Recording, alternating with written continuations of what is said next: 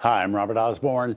Tonight we're showing films our Star of the Month, Norma Shearer, made in the early part of her career.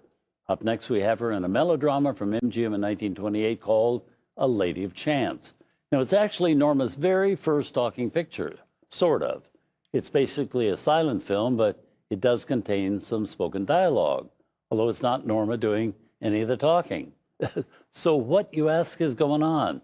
Well, it was 1928, and MGM was the last major studio in Hollywood to embrace talking pictures.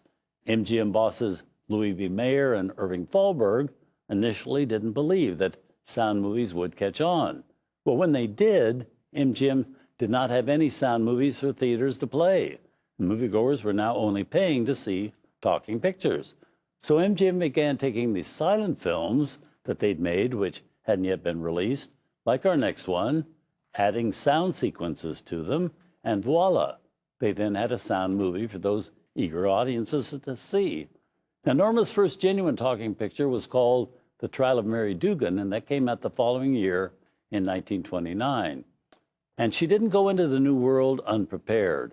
Norma made a beeline to the University of Southern California's cinema department, had a professor there record and analyze her voice, and amid great publicity announced to the world that her voice was ideal for sound movies. But all that was still in the future when our next movie was filmed. And not incidentally, the man who was put in charge of MGM's sound department from 1928 until his retirement 40 years later was Norma Shearer's brother, Douglas Shearer, who went on to win 14 Academy Awards for his work with sound.